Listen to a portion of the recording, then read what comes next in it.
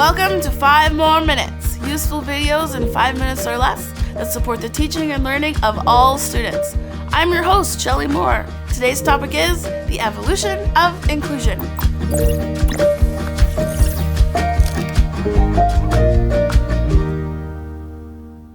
Okay, so you remember the dots? I know. I've shown you these before.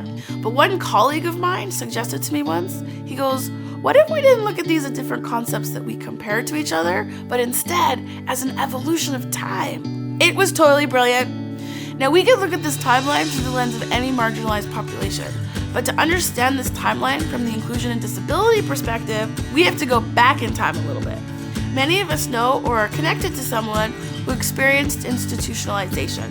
It was even recommended to families by doctors. Although British Columbia was the first province in Canada to close down their institutions, there are still individuals living in these conditions across Canada today. The institutionalization movement is an example of exclusion.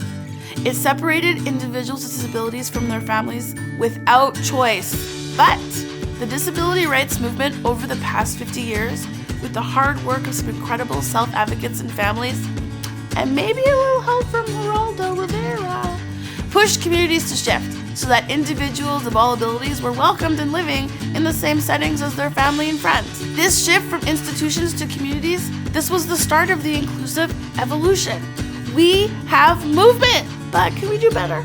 Although many individuals are no longer excluded from their families and communities, they were, and let's be honest, they still are, expected to attend segregated schools or self-contained special education programs that are totally separate from the rest of the school community. And so parents started to ask some very good questions. You see, children with disabilities have siblings without disabilities, and families wanted all their kids to have equitable access to community-based education together. Kids started to be integrated into classrooms with their peers. They're in math together. They're in gym class together. They're eating lunch together. Kids are together. This is better. The shift from segregated to integrated schools and classrooms, this is the next step in the evolution of inclusion. We have movement, but can we do better?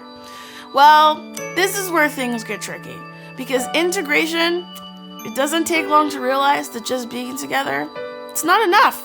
Although in the same classroom, students with disabilities are often just that. They're physically in the classroom.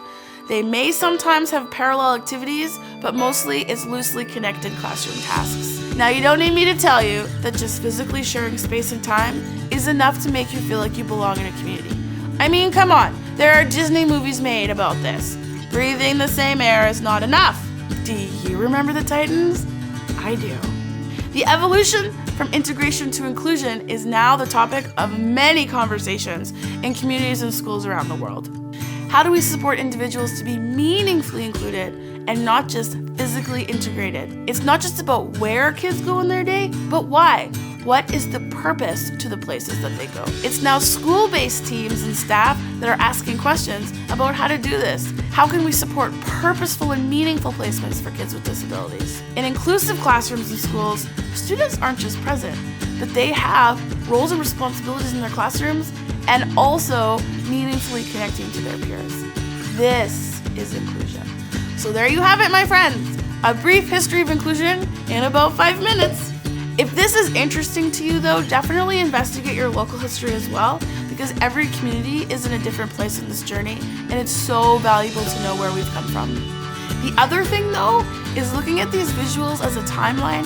It really helped me to shift my own thinking from which bubble am I at or not at, and shift to more about where are we now in our inclusive journey and what's our next step. All of a sudden, the goal of inclusion becomes action-oriented and just feels so much more possible. We may not all be at the same place in the journey, but we can all move forward. We can do better. And so this is the question I'm going to leave you with today. Can we still do better? Do you think there's another evolution in inclusion? What might that be? How can we inch even more forward to make inclusion even better? Thanks, Geraldo.